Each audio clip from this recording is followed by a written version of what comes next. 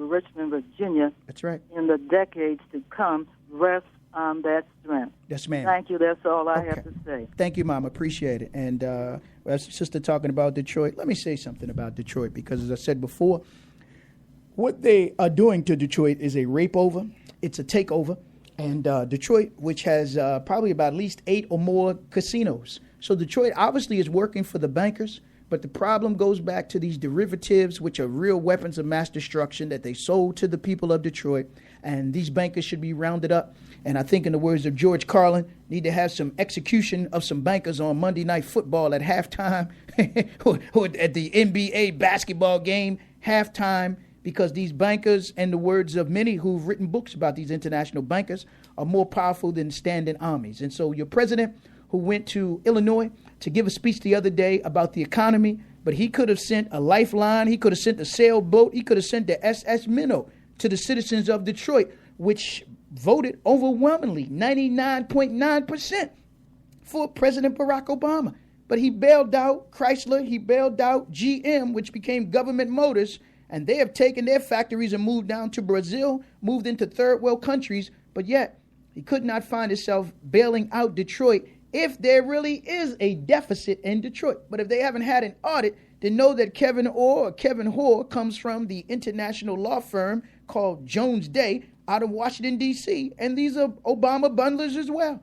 And I'll get into it. I won't go into it today right now, but I will show you and slow walk Detroit to you to see that that's game out there, because they want to get their hands on the people's pension, and they're going to do the same in every major city, not just where blacks are the majority, because they will do it in cities in California, cities in Alabama, cities on the East Coast, West Coast. But this is why they know you have to be disarmed, because you're not going to take but so much of this, because, again, obedience, or they say that tyranny, clearly, as Patrick Henry said, liberty or death. And so when you start seeing them cutting and gutting your pensions, cutting and gutting your social services, then they are bringing death to you. That pale horse is bringing death to you. And I'm not talking about pale horse in terms of whites, but it's that mindset that's bringing death to the citizens. And you work 30 years, 40 years, you got a right to live off your pension. And according to a recent article, I think the average Detroit pension is only $30,000. So who's zooming who when they talk about Detroit and then bring you up and offer you up corrupt politicians? And they've been running the city of Detroit longer than any black folk have been running it. So you can't show us some black politicians and say they are the corruptions when they learned from the best. And, of course, when you look at the treasurers and everybody that's running the finance, most of them aren't black. But, of course, they are putting their pieces of the puzzles in place, even here with Harry Black, who they put in place in terms of finance director after Gallagher left, and then brought Gallagher back as a consultant. So when they pull the rug out from under you, they're going to say it wasn't us that did it. It was you and your people. I told you that you Negroes can't run nothing. Is what they'll do. But let me come back to the line. Don't worry. They're doing the same thing with your president, but he's a part of them with them Freemasons. He's a part of it with the Skull and Bones. He's a part of it with Illuminati. He's a part of it with Bilderbergers, Council on Foreign Relations, Council on Foreign Affairs, and everything else. He was just well prepared to be selected at a certain point in time, just as the Romans did with Septimius Severus, since they knew they were going down. So they put an African as the emperor in Rome before they went down to give you the illusion of inclusion. But with that, you're heading toward the final solution right now, and you don't even realize where you're going. With that, let me come to the lines, 410-761-1592. Good afternoon, caller. You're on the State of the City. Hey, Brother Darren. How you doing today? I'm good, Brother Aaron. How are you? Oh, I'm doing pretty good. Yes, sir. It's amazing to me that Al Sharpton's having this reprise of Dr. King's March. Yeah, but it was Sharpton. Let me interrupt. It was Sharpton down there a few years ago on the mall with Glenn Beck. Remember that? Oh, yeah, but here's what gets me. Last I remembered, and you might want to correct me if I'm wrong, but corporate folks didn't pay for Dr. King's March in Washington 50 years ago, did they? No, well, they did. You know, Malcolm X, that was when everybody gets Malcolm, and I'll play Malcolm's speech. Malcolm talked about that speech, Malcolm's message to the grassroots, and how he talked about the corporations end up putting Dr. King and the Big Six over the march because it was the masses that called for the march. But even after that, Dr. King evolved beyond 63 into the man he became in 67 with the speech against the Vietnam War, against these very multinational corporations, as he said. But that's the Dr. King that nobody wants to talk about with Yes, sir. this. That's right. Yes, but please continue. And for that reason, I'm a little reluctant whether I ought to participate in that. Yes, sir. Well, they tell me Sharpton came up to Shiloh last week, man, and was he said he was in 15 and out in 15, man. Said he made a dash. They tell me too. Made a dash, got some cash, and maybe spread a little ash around, and that was about it, man. They tell me he was out there, and I'm like, well, you mean to tell me that you're supposed to be organizing for me and you can't spend time with? Well, this is typical of what he does, brother. But of course, he got bigger fish that he got to fry, or bigger fish that he has to buy right now. And it says something about our community, man. If we as a people, after the death of Dr. King, the death of Malcolm X, the death of many of our leaders in the 60s and the 70s, have to look to Al Sharpton, which we know has been a paid government agent, government informant for so many years, man. That you can read that about Joe Spinelli. Joe Spinelli was one of them FBI agents that talked about how he flipped Al Sharpton, and Al Sharpton was working for them for years, man. And that's why Sharpton won't bring up the name of Alton Maddox and our sister up there, Tawana Brawley, because Sharpton's a made man, and they cleaned up the image. And what galls me is he's having this protest on a Saturday when the President of the United States is out of town. Right. Well, it's not directed at the President because he is a co-signer for the President of the United States. His job is to block for Obama. And if anybody like Tavis Smiley, Cornel West say anything about Obama, Al Sharpton is to be the pit bull for Barack Obama. And that's clearly what we see coming from him right now. So, you know, you're not going to get anything from him. And those as part of the National Action Network take their cue from Al Sharpton. If you don't push what we want you to push, as Michael Baisden and as Warren Ballentine, your syndicated radio show will be abruptly ended. They will co-opt you and co-drop you. Good people at the National Action Network who really believe in what it's supposed to be, but it really isn't. Yes, sir. Right. Well, I thank you for that, brother. Let me get some more of these calls now. That's why I thank my brother, Eric Easton. They put me down with Al Sharpton and your ex-disgraced, kicked out, tricked out, dicked out, slicked out senator a long time ago. He said, if you don't do nothing else and listen to anything else I say, stay away from him, Brother Muhammad. Let me go to this clip as I come back to the line talking about the mysterious Brandy Green, which is a name we haven't heard. Brandy Green is the girlfriend of Tracy Martin, the 33 and a third Freemason down there in the Fort Lauderdale chapter. Now, they're the white Masons, which are the Scottish Rites. Then you have the York Rite, and then you have the blacks, which are Prince Hall Masons for the most part. So I'm not saying that it's all Masons, but again, there's some questions here that we're going to have to ask. But Brandy Green, and some pictures I've seen a white woman, and some pictures I've seen a Brandy Green who's a black woman. But this is an interview with Brandy Green, this mysterious Brandy Green, who lives in that development, the retreats at the lake, that really, when you see Tracy Martin now, you don't see her. But this is where Trayvon Martin was staying. They said that he had been suspended from school. And, never heard a conversation from a principal, never heard a conversation from a teacher, never heard a conversation from a classmate. So there's some live questions you got to ask there. But here's Brandy Green talking about with her 12-year-old son, who was supposed to have been at home that night with Trayvon Martin. But yet, when you hear this interview, they're going to say they all went out to dinner and left Trayvon. Then you'll hear another clip when she say Trayvon was sitting on the porch. So there's a lot of questions that have yet to be answered regarding what happened to Trayvon. And then don't worry, for those of you who say, Brother Muhammad, are you on George Zimmerman's side? No, I'm on what's right.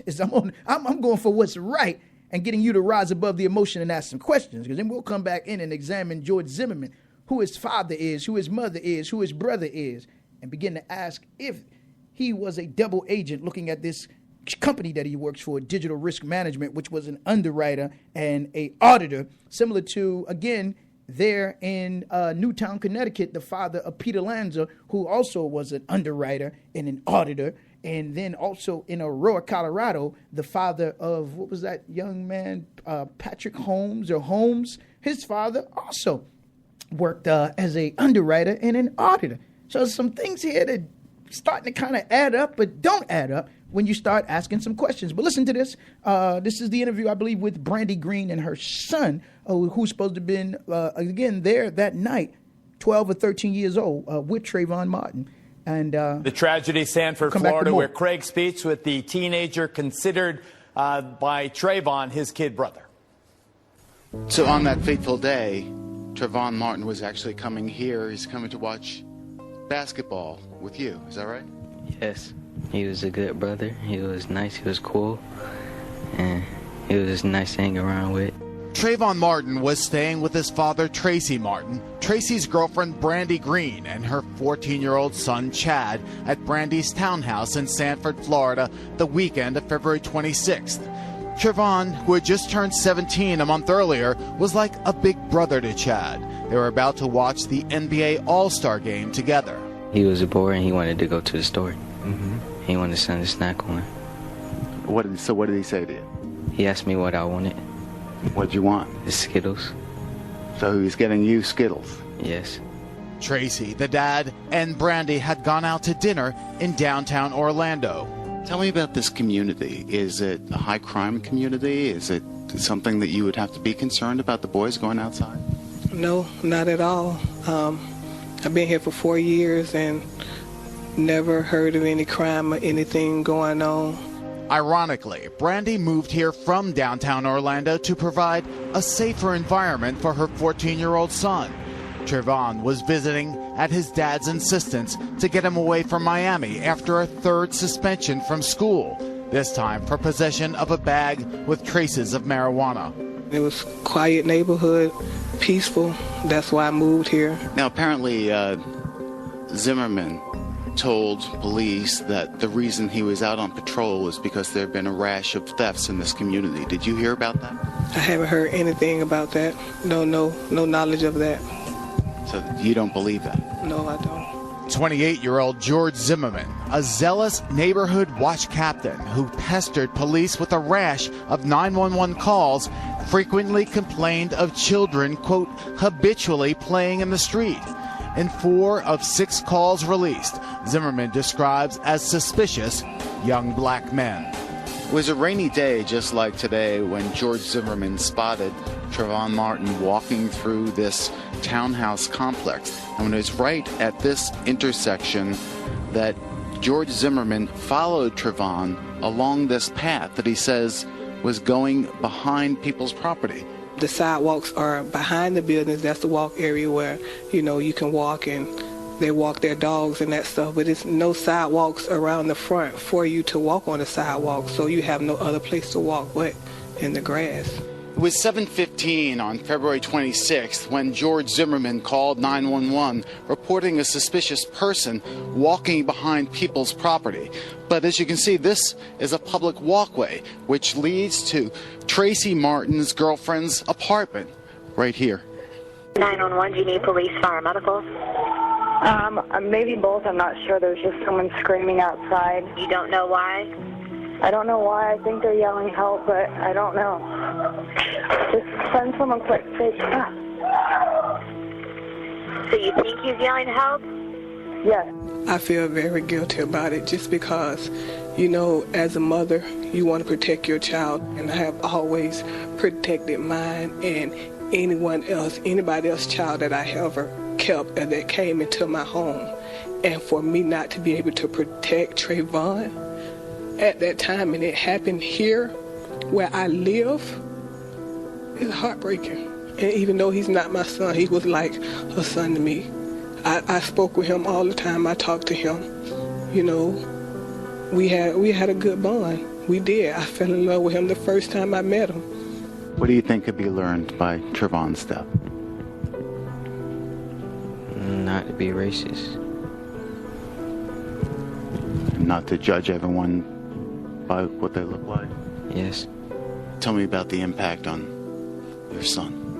He just don't know why it happened, and why are they saying all these things about Trayvon when that's not who he was. That's not the person that he knows. That's not the person that I know. So he's just confused as well as I am.